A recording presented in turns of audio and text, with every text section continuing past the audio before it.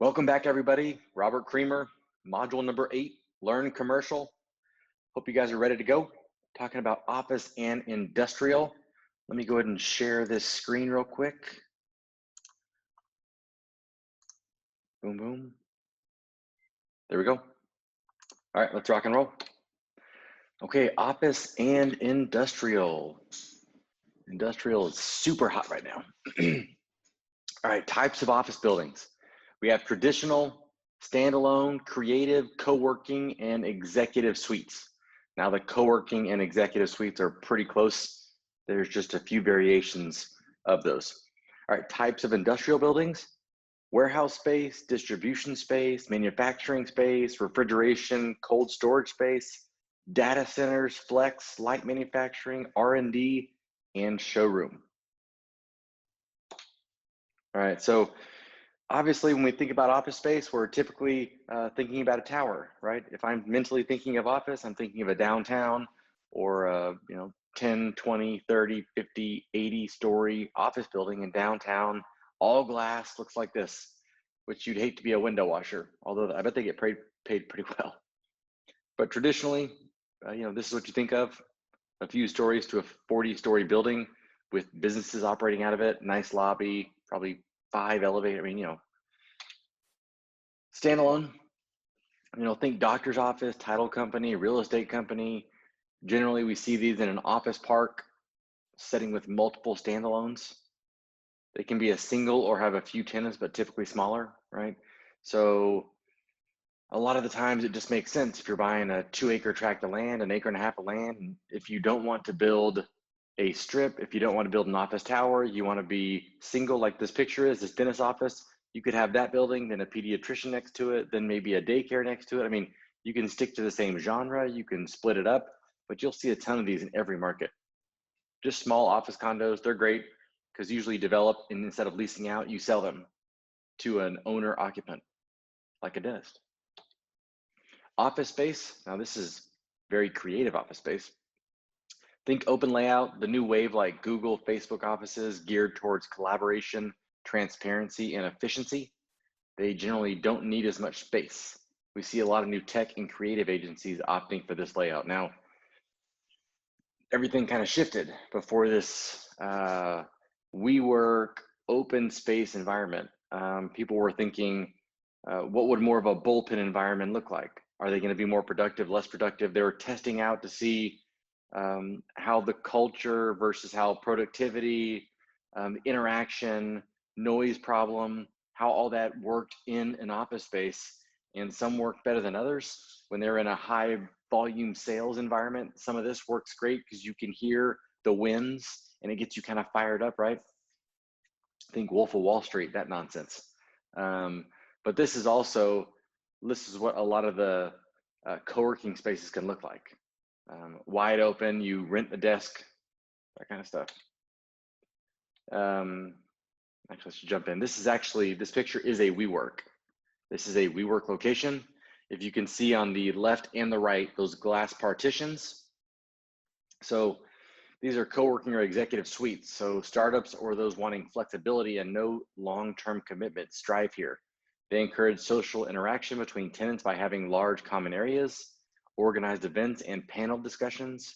See WeWork as the most notable nationwide name in this space. Now, WeWork ran into big problems though, because they went into super Class A locations, spent top dollar on finish out, and then started renting, but they weren't making any money yet. They weren't at that tipping scale. If you just Google WeWork and you'll see the valuation drop. SoftBank has pulled out a lot of their money. So they're in trouble. It's a tough business to be in if you're on the super upper echelon, because if you're not wanting to commit to a long-term lease, you probably also aren't wanting to pay a super high premium. You just need a one-person office. That is what's nice about this environment though. You can be a member and probably use those small picnic tables right there. You can also, those glass partitions, there's doors, and there's probably a single office space that's really small. It's enough for, it's like 4 feet by 3 feet, 4 feet by 4 feet. You're a little cube and it's just you and a desk, but it's your space. You can hang pictures and leave your monitor, leave your laptop there. Then of course they go a little bit bigger, but you're paying a lot of money per foot, right? but it's not quite as much if you don't need the 1,000 square feet, 2,000 square feet of an office. This is a great option if you're saying, you know what, I'm not sure where this is going to go, but I can't work at home. I'm too distracted. The dogs, the kids. I want to go outside because I can see the ocean. Whatever it is, this is a great option to go into, set up shop, get focused for what you need to get done. And if you expand and grow, then great. Then you could look at the 1,000, 2,000. This wins because it's no long-term commitment, and you're only using what you need for as long as you need. So it's a great business concept. But unfortunately, during this COVID era, when you can't be around other people due to potentially passing on a virus, these are getting hit hard, right? So we'll see how all this shakes out when the globe finally gets over this pandemic. All right, office building classification. All right, like most of our asset classes, we break them down based on class. So you have trophy assets, class A, B, C, or D, right? Every market can see those classes slightly differently. The main thing is, does it meet the needs of the tenant and investor or owner? The trophy assets are obviously exactly like they sound. They are front and center, high profile, high name on the side of the building, all glass, probably like a 5-star hotel, right? They're super awesome amenities. Everything's updated.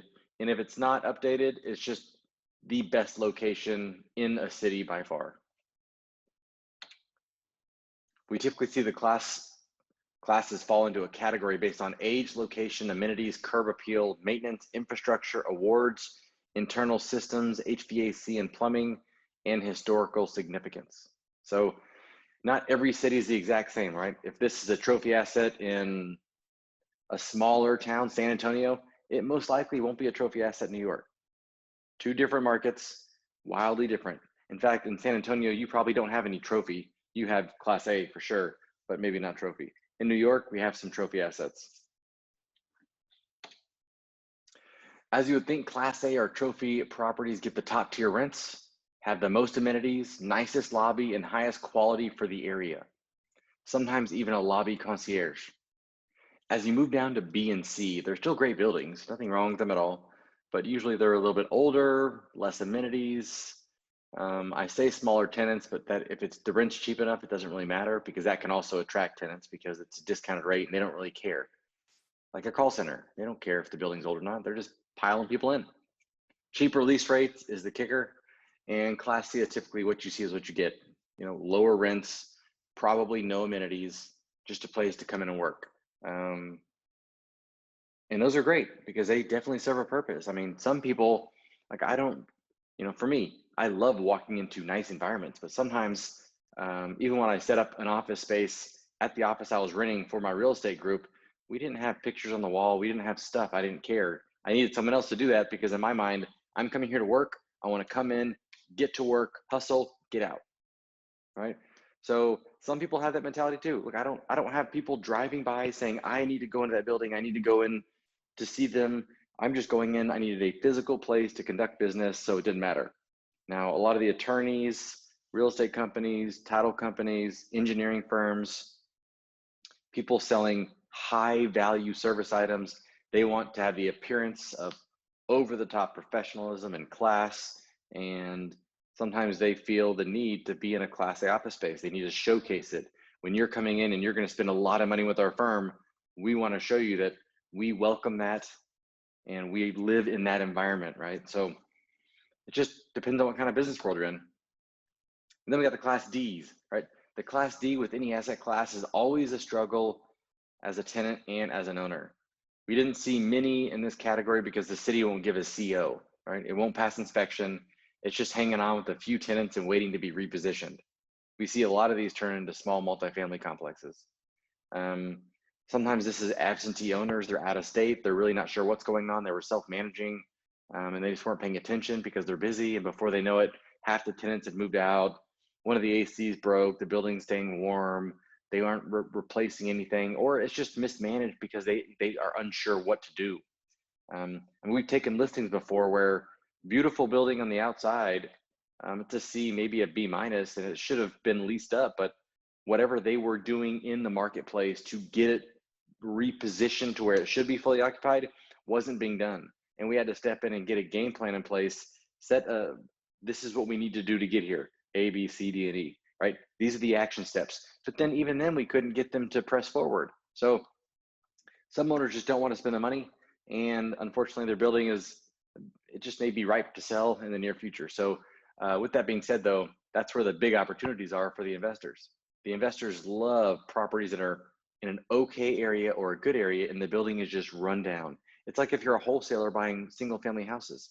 You want to find the nastiest house in the best area possible because you know you're going to buy it at a discount. You put a little bit of money into it, you double your money, you have a big equity chunk. That's where the biggest opportunity. It's most of the large, so I have a big client we're talking to right now, but one thing they're leaning on is we want pride of ownership. When we're buying an asset, we don't need the super high cash flow. We want pride of ownership. We want that trophy asset to be in our portfolio. It's just know the end game, like we keep talking about. Know the end game of the people you're working with. Why is this important? Why are we buying this asset? What are we going to help you do with it? If you know the answer to that, we can work into the back end of the deal. This is everything we're doing right now is leading towards that. And it can always be different. Like forcing that appreciation. If you're buying a D for the long-term hold, you're going to really spend some quality money, quality time getting the building right, getting the right tenants for the long haul. If you're doing it to sell it, you're not overly concerned. You're going to make it look great, visually, aesthetically pleasing, get tenants in, get paying rent, cash out refi, sell it. All right, so this is a typical industrial building right here. Those are actually pretty high ceilings. In the older buildings in your market, they're probably only going to be, some are going to be 14 foot, 16, 18 foot clear height. Back then, they just didn't need to store as much stuff as we do now. Didn't have the demand. So that was fine. But now with the Amazons and the Shopify and everything else, Wayfairs, they're stacking so much product because people want things now. So one of the things people see is it's called last mile industrial space. And what that means is it's the last stop before it gets to you. And this is a good example. You're gonna have a lot of robotics in here. If you've ever Googled some of the robotics that Amazon uses, it's pretty darn impressive. But they have racks. They can go up 24, 32, 36 feet.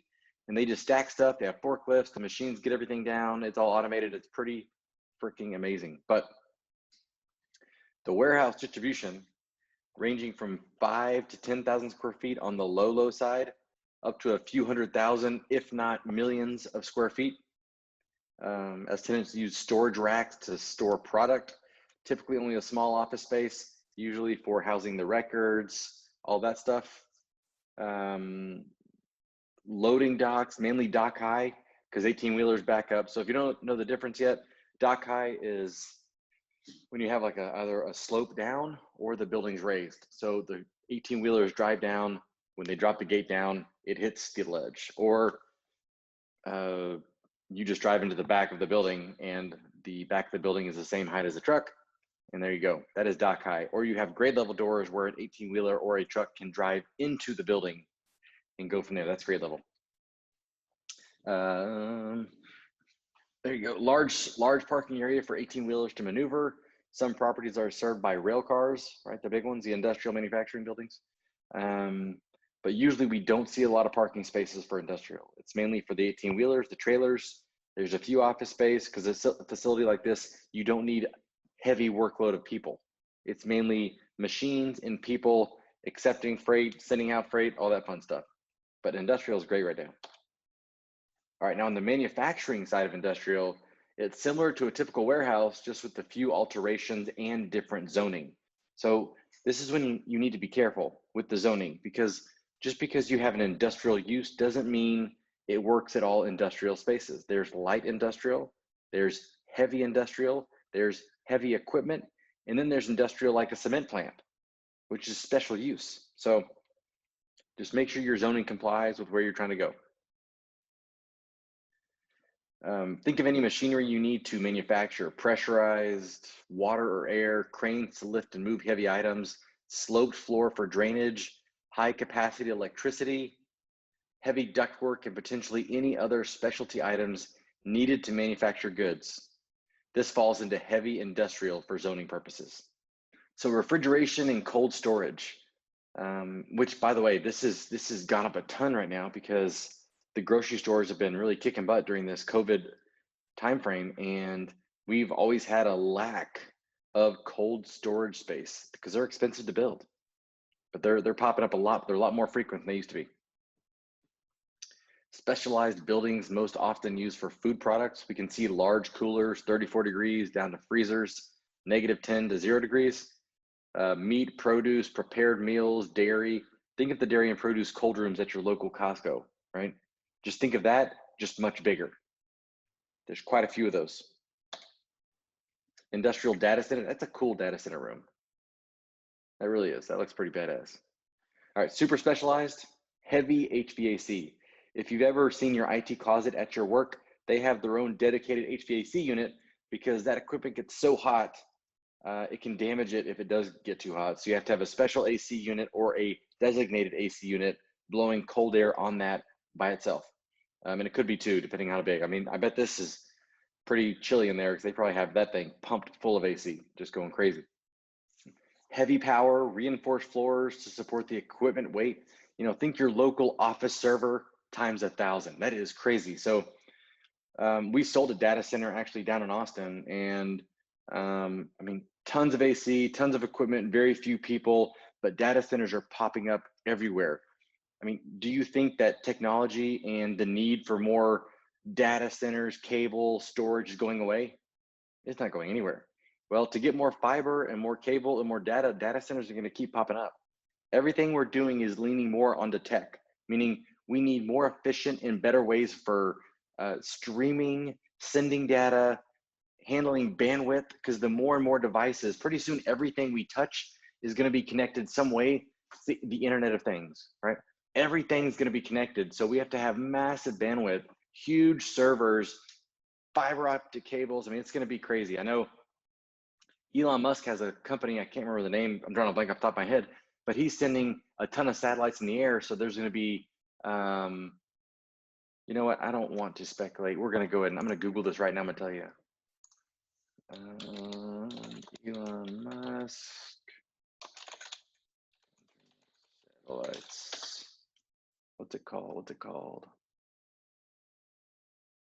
Starlink. There you go. Okay, so like I said, we need a ton of bandwidth. So one thing that's going to be happening in the future is companies like Starlink with Elon Musk. If you don't know about Starlink, go Google it. But high-speed internet access across the globe, with performance that far surpasses that of traditional satellite internet and a global network unbounded by ground infrastructure limitations. Starlink will deliver high-speed broadband internet to locations where access has been unreliable, expensive, or completely unavailable. Starlink is targeting service in the North US and Canada in 2020, rapidly expanding to a near global coverage by 2021. That is pretty freaking awesome. We haven't seen it yet. Actually, I haven't heard much about this, but everything is going to be touching the need for connectivity, right? It's going to be crazy. I don't know how far it's going to go, but it's going to be nuts. All right, industrial flex space, right? We talk about flex space. It's just a combination of some level between office and industrial, because the industrial stuff, usually when we say office, it's got, you know, the size of my office in the front or a couple offices, but you can't really call that flex space. It's just whatever that massive warehouse space needs. The industrial space, the flex space is definitely a combo, and some of them even go to 90% office, which, like in one of the previous modules I talked about, there's a high probability that some of these companies say, you know what, I'm tired of paying $30 to $40 a foot for my office rent. I think I could really make a creative, badass office out of some flex space, and it's going to be 1/3 of the cost. I think that's going to happen. Offers a lot more flexibility and more unique and cool space. Yeah, but we do see a ton of flex space. There's no set percentage, just a combo of the two. The height is usually 16 to 20 feet and more office space than a typical warehouse, kind of like combining your office needs and your small warehouse storage needs into one. All right, industrial light manufacturing. Typically, we see these fit into a flex or typical warehouse spaces. They don't need as much specialized equipment. R&D, typically seen in flex spaces as well. We see in industries like biotech, electronics, computers use hybrid offices with lots of parking, almost campus-like features with landscaping and design work on the exterior, right? Showroom space. Think large furniture showrooms or outlets. More than 50% of the space is for showroom, like a retail center. They just have the storage on site. Think of Nebraska Furniture Mart. Perfect example. All right, biotech, clean rooms, dark rooms, lab space, super specialized, and more than likely your tenant will fit the bill to retrofit the space based on industry, city, safety requirements. Some of those clean rooms are like $1 million to build. Crazy, right? And back to some of the industrial stuff. Not every industrial is HVAC. Not every industrial space is insulated. So when you're looking for yourself, trying to figure out what you need to do, what your clients need, or what you want to buy, you have some of these buildings that just have a fan or a couple fans, and they have doors they swing open, get airflow passing through. You have some that are insulated to help with big fans and vents. Then you have some that are partially HVAC'd, then some that are full HVAC'd. It's going to cost a lot of money to cool down a 32-foot clear height with bay doors opening up, right? Cost a lot of money. So the steel structures with no HVAC are going to be your cheapest rent, all the way to your enclosed, insulated, fully HVAC'd. That's when you can charge a premium. And then of course, if you have your dark room, a clean room, biotech, lab space, data center, you can charge even more. But it costs that much more to build. And once you get into the HVAC, you move away from metal and you start getting into tilt wall construction. You don't need to, but tilt wall's one of the easiest ones to build, 50,000, 100,000 square feet. And tilt wall, you see them building it. It really is, they build it on site, lift it up, hold it up with pieces of wood or metal, and the wall just tilts up. All right, so office space. High rise, 25 or more stories. Mid rise, 5 to 25 stories. And low rise, we typically see 1 to 4 stories. Now, when I first got started and I took some CCIM classes, we started talking about this and they started mentioning it. But to be honest, the only time I ever get asked this is from a fund, a REIT, a group out of the country looking to buy assets. And they say, we want mid-rise or high-rise. But outside of that, people just say, I want to buy a 20-story, I want to buy 1 million square feet, I want to buy 500,000 square feet, this is my budget, this is my location. No one really, in my experience, I'm just not getting this terminology a lot. So don't worry about it so much. They're going to tell you what they need. Just ask the right questions. That is a way to search, though. On some of the search engines, you do need to know that terminology. These categories can vary depending on your market, much like the class system for identifying property. Generally speaking, when you ask a tenant, they will tell you what their ideal situation is. So, and sorry about every line here. I'm not sure how I got that done, but generally speaking, when you ask a tenant, they will tell you what their ideal situation is. So don't worry too much about asking if a higher or low rise building will work. Most of the time, the determining factors in locating a suitable office space will be location, price, size, infrastructure, and style, and possibly amenities. With office space, you need to know the difference between rentable and usable square feet. When you first get started, a lot of people, or they at least did not tell me this, I was unsure what that meant. And when you start dealing with office leases, there's a core factor or common area. And generally, we don't see this in the standalones. This is more the towers, because when you think about an office tower, that's 20 stories, let's call it the mid-rise, or even a high-rise. They have elevator shafts, they have a floor for a weight room, a cafeteria, your Starbucks, they have a lobby with a concierge or not, but a massive lobby, restroom space, all that is encompassed in the building and someone's got to pay for it. So they just evaluate the entire square footage of the building and then how much of that is common area maintenance. And then per floor, how much of that is common area maintenance. And so when you're leasing, you're also taking advantage of that free space. So you have to pay for a percentage. So you could be paying for 5,000 square feet, but your actual space is only 4,200. That's because you're paying for the opportunity to be in that building and use that free space that they're covering for you. And that's rentable versus usable. You're renting the 5,000, but you can use the 4,200, right? Rentable, this includes the space you will use as well as a percentage of the common core areas, elevators, floor, bathrooms, lobby, amenities. Not sure why I put floor bathrooms there. We're probably gonna correct that. Stairs, hallway. All right, usable, the actual space you will be using, you will be renting, the space within the walls of your suite number. The numbers can vary substantially, so make sure you know what you are buying or leasing. Some people can not understand that when they're first talking to you. So again, be transparent. Come back with, by the way, the actual usable is X because the total rentable is this. They may not understand that, and their office needs may actually say, yes, but I have to be usable 5,000 feet. Okay, then 4,200 may not work. Let's go up. Office space. Some office spaces do not differentiate between rentable and usable. This can be based on your local market, so ask. Is this a triple net lease or base rent plus E plus electric? Like I talked about, when I first got started, almost every lease I did in the office sector was base plus E. It was 18 to 20 plus E electric. And that was $1.50 to $2.50, depending on where I was, how old the AC was, how old the windows were, all that fun stuff. Know what the market standard is for the area and where you are in the market. What are the services provided by the building and what services can we bring? Mainly like the internet. Some offices, usually towers, shut the AC off at about 6 or 7, or the heat. The building will stay relatively cool or warm overnight, and the system will kick back on at 6 or 7 in the morning. Should your company need HVAC after hours or on the weekend, there may be an after hours AC charge. So when I was with my former real estate company, we were in a big tower. They shut the HVAC down at night. I think it was 6 o'clock. And then during the weekend, it was off.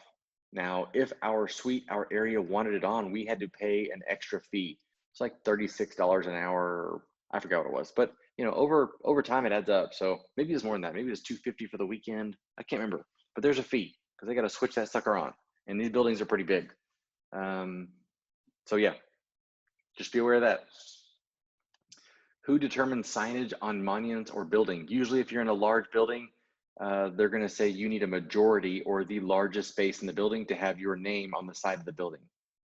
That's not always the case because they're gonna make you pay for the sign and those signs are pretty expensive, but it's a great marketing tool. So if you are the leading occupier of the space but you don't want it, maybe someone else will take that and then spend the money to do it. Same with the monument sign. Monument sign should be there for at least the largest tenants, may not every tenant because it won't fit. Some of these buildings have, you know, 50 tenants. That's a big monument sign, right? Are we ADA compliant? And again, same with the monument signs. Usually the owners make you pay for it. Like, great, you want to be on the sign? Sure, just cover the cost and there might be a small monthly fee for it, depending.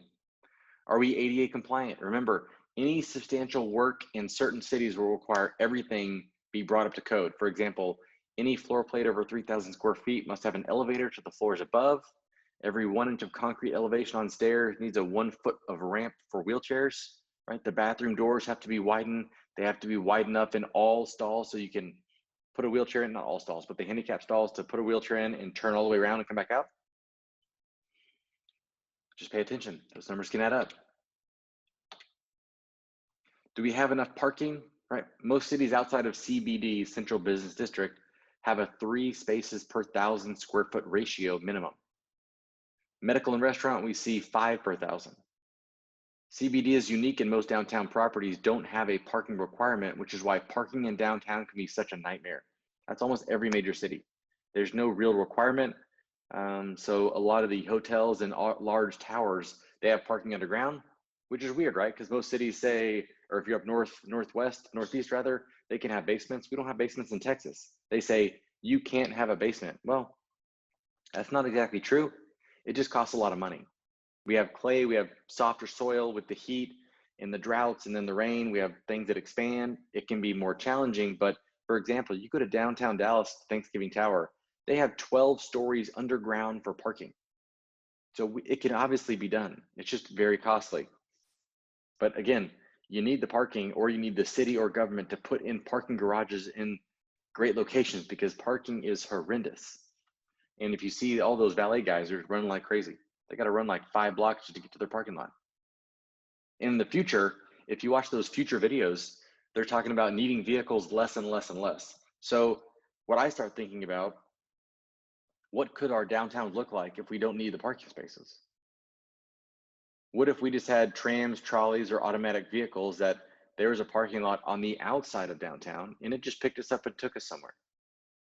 What if our cars are all automated and, you know, we're driving automated cars, we pull up in front of our restaurant, we get out, the car automatically drives itself to the parking lot 10 miles away, and you just notify it when you're ready 15 minutes away, right? Okay, we're wrapping up dinner, come pick us up. And your car leaves by itself and comes and picks you up. That's could be a game changer, right? So this, I mean, start thinking about what technology is gonna have an effect on our cities. And I don't know, lots of cool things are gonna be happening. I'm pretty excited about it. And it's also a little bit scary how fast technology is taking over. All right, it's pretty crazy. We just don't need the government coming up with too much AI, Skynet defense systems. All right, parking can play a major role. Is there enough parking for your business? Is there enough parking for us to entice heavy traffic users to our site? How much TI is available for a new tenant, for a renewal, for an expansion? Do you have to pay the former realtor for renewing? It all depends. Did you negotiate this up front for renewals and the broker fees? If not, then up for discussion. We see renewals being paid to brokers mainly during a slower market. Hot market, don't expect it. TI allowance, every deal is different. Ask the local brokers what they're seeing in your marketplace if you're unsure. The same as the last module though, I mean, it just depends. So on an expansion, you're gonna have some TI dollars. On a renewal, if it was a 5 or more year lease, yeah, you're probably gonna save me $5 a foot. It may be a factor of, hey, you know what? We appreciate you staying here. Let us give you a brand new door. We're gonna make it real nice, a new modern door. We're gonna repaint your entryway. We're gonna redo some of the carpet. We'll redo some of the ceiling grids, update the lights. They may not need anything, right? So it just depends. If it's a brand new lease, yeah, they're gonna get some TI dollars, and it's gonna vary. If it's a $30 a foot lease, the building's been a wreck, it could be $10 a foot. It just depends. Find out what the needs are, find out what's happening in your market, and get it done. Now, parking can be an issue, and it could be based on the tenants too. You don't want to put if you're in a building which the parking was only a 3.3 per thousand ratio, and you're already a little bit tight because everyone's high users, right? All the office users come into the office every day, because that's not the case on some office space. They have a location where 25 to 50% of their employees come into the office, but when they do have larger meetings, they need the space and need the parking. But then you don't want a data center coming into a space where you have heavy parking or heavy parking needs with that 3:3 parking ratio, because they're going to dominate the parking lot. Other tenants are going to get upset. Just, you got to be a little bit careful on how much parking needs and what they need. Like all asset classes, know your market, know the competition, the rates, new developments, and who the players are. We are the professional. We need to understand how we stack up. If a tenant rep broker comes to us and we're the landlord rep broker, we need to know who we're competing against. Like, look, we're the only game in town that's got 10,000 square feet that's nice, period. We know that this is the right spot for your business. How can we help you get in here? Just be the professional.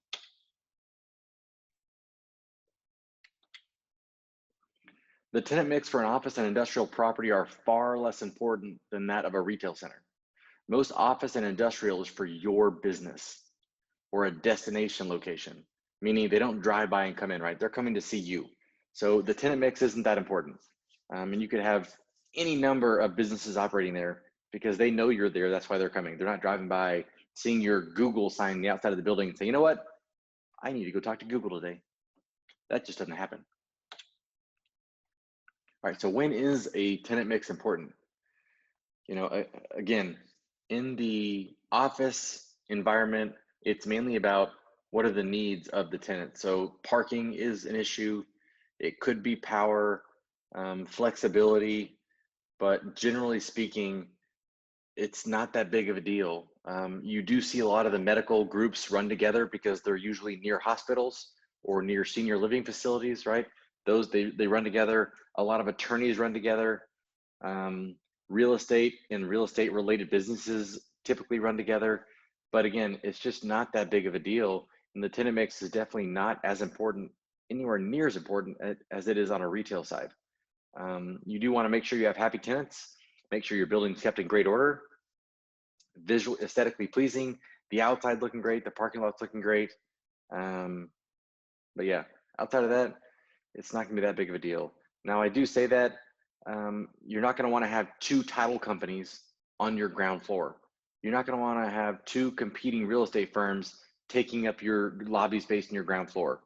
Typically, it'll be one main, and then if someone else doesn't care and they wanna be upstairs, they just need office space, that's okay. All right, so when you are looking to lease or buy an office or industrial property, you need to ask as many questions as possible, like we keep talking about. What is the end game? Why are you doing this? Why is this important? Then we work backwards and decide on a go or no go decision. Does this fit my needs for now and for the next 5 years? That's why it can be a better opportunity to lease over buy, because if you're unsure where you're going to be in 5 years because you're coming into a new market, you're to new company, you have no idea how fast your company's going to grow. Leasing is a fantastic way to do it. And WeWork environments could be the great answer. You could sign a 2-month lease as a single person. As you get traction, get 2, get 4, get 8, and then transition, and then lease again. You might go from 10 employees to 150 employees in 3 years. There's no space you're going to be able to lease that can scale like that. You got to start small, then maybe buy later. But leasing's great. All right, let's transition to industrial. This is one of the most lucrative areas of commercial real estate, especially right now. I know we had a market update call and I gave a stat, which is still staggering to talk about. We're in July 2020, during a unique time in our history, and Amazon is making up 12% of all leasing activity across all sectors in the United States. I mean, if you think about that for a minute, that is a staggering number. Every major market has a ton of industrial. This is a great asset class to become an expert in and invest in, especially right now. Developers intending to lease industrial properties generally build to meet the needs of the area and make them easily resizable. We see spaces usually from 2,000 to 5,000 square feet, then 5,000 to 15,000, and say 20,000 and up. Or you can be Amazon and have a 2 million square foot center in Dallas, Texas, and they have million square foot properties everywhere. The nice thing about industrial is it's usually easy to be flexible. Moving walls, adding a ramp to make a dock high instead of a grade level, reworking the electrical or plumbing. It's a great, easy way to become flexible. What do we need to know?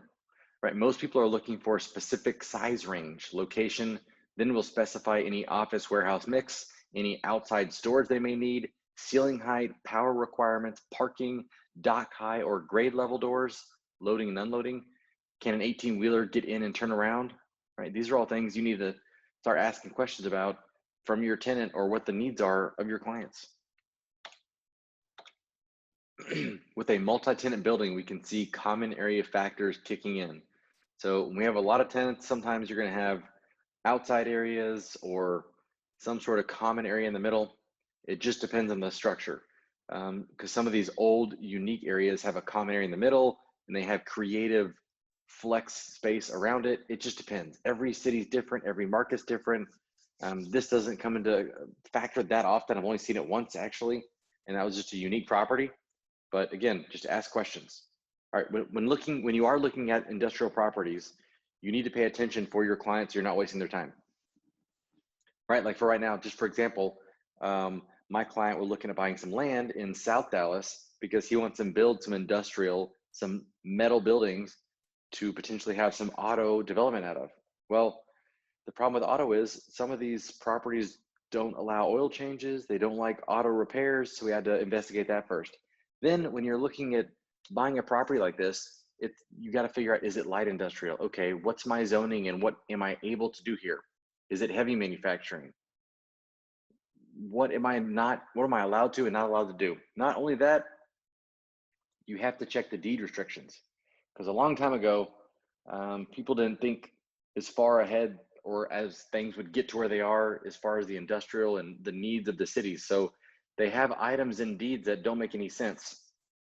For example, this property, everything around it is metal, everything around it is auto, but the deed restrictions back from like 42 say you must build a brick structure here. You can't have metal. It didn't say that, but it doesn't say this is what it needs to be. It says you must build a brick structure on this facility. So we have to go back and figure out if we can actually put a metal structure because of some deed restrictions that were put back in 42, because it's just land. And we see that a lot. So when you're buying land, make sure you check the deed restrictions and then deal with that before you close or before you get out of due diligence. When looking at industrial properties, you need to pay attention to zoning. Heavy manufacturing needs will not be allowed on LI, light industrial zoning. Most cities have heavy restrictions on where service companies can operate, like a Firestone, anything with oil and chemicals. Most auto body, if that's all they do, they're gonna be okay. Plus the parking could be an issue. When you are asking about height, we need to ask why. Some groups have racks that span the entire center. Sometimes we have one section of a piece of equipment that sticks up and just a small portion needs to be that high because some of these roofs are pitched, right? So there could be a high center, which could be okay. For example, we just put in a Ninja Warrior concept into a space. Now the center of the contraption needed 22-foot ceilings, but the rest was fine at 18 because it peaked up. So check where the ceiling is pitched or check where the ceiling is highest and see if it's gonna work. Clear span. That's a measurement between the columns and or sidewalls if there aren't columns inside. So some users require a large clear span, so they can't have columns at all, right? So it just depends. Clear span's always cool, heavy metal structures, but most of these tilt wall structures, we're gonna have columns ranging 45 feet, 60 feet in separation. Just gotta pay attention what your needs are. Most smaller industrial buildings will have some pitch or a V roof. Tilt wall construction won't. Also of note is where the columns and what is the spacing between them. This doesn't always matter, but can create a natural breakpoint for square footage and may hinder certain pieces of equipment from being brought in. If you are working with a heavy manufacturing group, you may also need to verify foundation thickness. If the concrete is 5 inches thick, but you need 7, this isn't gonna work. And I ran into that at one point. I thought I had a property sold. We had it under contract. Turns out the property only had 5-inch thick foundation. They needed 7+ for their heavy equipment that'd be rolling on top of it. It would crack it. All right, 3 types of construction. You have steel, post and beam with steel, can create up to 140-foot clear span. You have masonry, post and beam typically with brick or cinder blocks, mostly costly, more costly due to labor. And then tilt wall. It's concrete, fast and affordable, can be built on or off site and shipped in. Tilt wall we mainly see on these large industrial distribution centers. When dealing with the roof, different markets will have different norms. In snowy areas, a flat roof won't work. The weight of the snow could damage the entire roof system. Right? But most industrial, we're almost all the new stuff is just TPO roof. That's just kind of what we're seeing right now. What about electricity? Different tenants will have very different needs. You know, if you're a data center, you need some serious heavy power. I'm talking to a lab space right now. We need heavy power. You need to know the need of the tenant first, as bringing additional power to a building may be too costly and not make sense. They may not be able to afford it and the ownership may not be willing to pay for it. So again, we always got to ask questions. What do you need in this space? And how far can we deviate from that perfect ideal situation? How many amps and volts? Higher amperage means greater power capacity.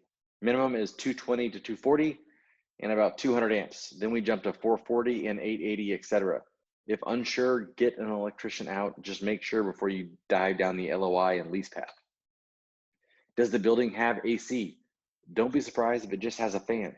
Ask, is the building heated, ventilated, and or AC'd? Sprinklers, do we need them? When do we need them? Right, most newer constructed buildings will be well equipped with sprinklers. That's just kind of, it's a requirement from now on. But back in the day, not even that long ago, they were not a requirement. You did not need sprinklers. because once you get sprinklers, it's extremely expensive to get them put in. Then you also have to add a phone line or a way for it to communicate with the fire department. So it's just an extra layer in expense that you may not have been aware of. Some older will not have adequate protection either in firewalls or sprinklers. Know what you are getting into, and if you are buying the building, find out if you must bring up to code. A sprinkler system can be pretty costly. Are we up to code? You just got to find out. If we are going to be doing any major renovations, how much of the code work do we need to get done, and what's that going to cost? ADA, sprinklers, basically safety and security. In industrial space, that's your biggest one. So how much is this going to cost us? Most sites are located reasonably close to major highways, train loading areas, and/or airports. The movement of goods and services in most quantity depends on it, right? They're always, not always, most of the time, they're going to be along a major thoroughfare. Inspections and environmental report. We typically see environmental phase 1 during a purchase or sale, and progress if more info is needed for a cleanup. Every lender is going to require an environmental. They just want to make sure what they're really looking for in a phase 1 is the land sloped at all? Has there been any businesses that could have been a detriment to the land, the soil, the seepage in the water supply? And then if the land is sloped,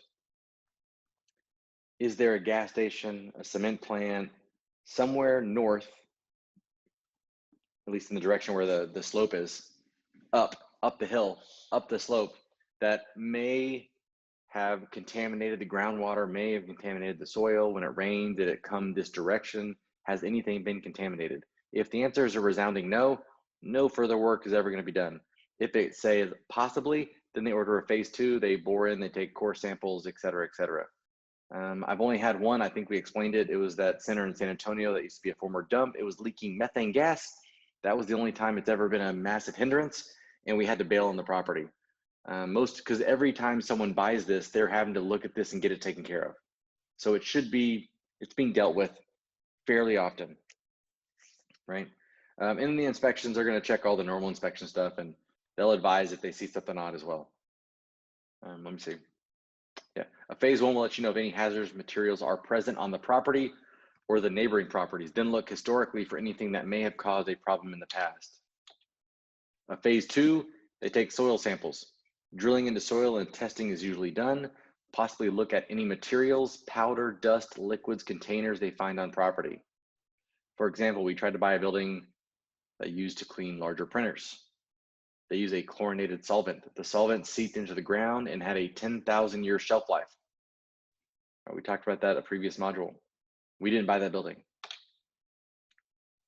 In the event contaminants are found, remediation must be undertaken to get a green light, a clean site. So not that you can't solve the problem, you just need to figure out what that's going to cost. And look, if I'm buying this property for $3 million, does it still make sense if I have to go spend $500,000 to do this? How much of this can I lean on the owner to help with? Is it their fault? For example, we looked at one large tract. You know, one of the problems with slide decks, you start telling stories before you get to the slide, then you're on repeat, right? But here we go. For example, we looked at that one large tract of land in San Antonio that was on top of a former dump. The former dump was leaking methane gas. Now it did leak it at safe levels, so it wasn't an issue at the time, but the biggest problem was that it was leaking on the surface. So what happens when we dig to lay a 5 to 7 inch slab and weight it down with the building, right? Because then you need compacted dirt, then you lay the slab on top of the compacted dirt or material. That's going to add a ton of weight. I mean, who knows? And we could have run into more problems, then what, right? Then we would have had to dig down and remove all that material that is left and find somewhere to take it, then fill it back in. And do another phase 2 to make sure there's no more contamination. I mean, how long would that have taken, and what is the cost of that, right? There's almost no amount of money that can make sense. They'd have to give it to you, and then the city'd have to do the work just to make it make sense. When thinking contaminated sites, think gas stations, auto body, radiation shops, etc. All right, so what's some homework items? Look at 3 deals this week. Industrial assets from a tenant's perspective. Would I want to lease here? Evaluate your top 1 and say why. Locate your heaviest industrial site in your city. What's the vacancy in your area? Are they building new product? Are there any opportunities available? And then continuing on action item number 2, because this is going to be a repetitive homework. Continue to contact your top 3 buckets that you agreed were non-negotiable must-dos every day. Start time blocking and contact 20 people every day, or continue to contact 20 people every day, specifically asking for new business or for looking for opportunities, right? Again, how can we get you into that first deal today? What needs to happen? We're here to help. Use the mastermind community. Are you time blocking? Are you working in your top 3 buckets? Are you reviewing 10 deals? Are you getting into action? Are you just going to be all talk? Or are you going to take massive action to reach your true potential? It's going to be on repeat. It is so important. I'm going to stop sharing this slide. Okay. So that was kind of a quick overview of office and industrial. Again, we're going to be going over live training on office and industrial purchases and or leases, because it's a really great sector. Right now, office, obviously, during this pandemic is suffering greatly, and there's a lot of uncertainty on when things are going to go back to a level of normalcy. And in our market phone calls, we didn't understand how long this was going to last. So in the initial phases, it became a safety issue during COVID. So everyone said, whoa, whoa, whoa, we need to protect our people. Then it started turning into a liability conversation. You know, our actual productivity's been doing fantastic. If we look at our numbers, we're doing great. Do we need this much office space? Can we do with half the amount? Can we do with no office? Everyone's thinking more on a liability. I say that. Now, we do have some people saying the cultural adhesion of our companies will make it mandatory for us to have some level of office space or a hybrid. So that's what we've kind of heard. Some people said they're going to see less than, I think the JLL president said that we'll see less than a 10% hit on office. I feel like it's going to be 20 to 25, and some people think it'll be 50. There is still going to be a great need for people interaction, people to people, face to face. People need that connection, but I do think it's going to be a hybrid where some of us are going to want to go into the office at some times, but we have the flexibility to come into the office sometimes, work from home sometimes, or work from a third-party location, a Starbucks or a cafe or somewhere else the other part of the time, which will meet your office need space. Your office needs square footage wise are going to be reduced dramatically. And not to mention, people are going to be a little bit more weary about being crammed into cubicles that are really close together. So we're unsure what's going to happen with the WeWorks and the call centers and that type of environment, because that is a safety issue and probably will be moving forward, because this won't be the last bacteria strand or something that's going to affect humans, right? So it's going to be interesting to see how this plays out. So with this, during this period in time, the asset class that's moving the fastest is industrial. Industrial is phenomenal right now. Flex space and industrial, I think, is going to have a 5 to 7 year just a streak. They're going to run hot. E-commerce and everything else going on. If you have the opportunity to find properties or land in your marketplace to buy and build, now's the time. So that and multifamily are probably our 2 most stable, because people still need a place to live. You might get affected by the rent rates, but industrial and multifamily are probably the 2 safest investments right now. Everything else will see massive opportunity as this shakes out. We just don't know when that timeline is going to be. So again, just pay attention to your market, ask questions of the other brokers, who's seeing what move, go to the community, say what's moving in your area. If you remember our talks on the market calls, we see everything happen on the coast first. California, New York, and then it slowly merges into the center of the country. The center of the country, Texas is last. So just know where you are in the spectrum. If something hasn't happened in Texas yet, it's going to happen on the coast first. That's when we see everything else happen, and it slowly closes in. And if we're seeing the residential market pick up steam, really start rocking and rolling, we follow about 6 months behind. We follow households. So Remember that diagram chart on the investment sale and the landlord side? There is a cycle. Right now we're in a unique cycle, but just pay attention. Deals are still happening. Look at your office and industrial. Where's the win? Do your homework. Make those 20 phone calls. Work on your top 3 bucket lists every day. Stay educated. Ask questions. Get engaged. Get into action. No one's going to hand this business to you. If you want it, you got to hustle. So let's make it happen. Let's get that hustle strong. Let's go. Thanks, guys. We'll see you next time.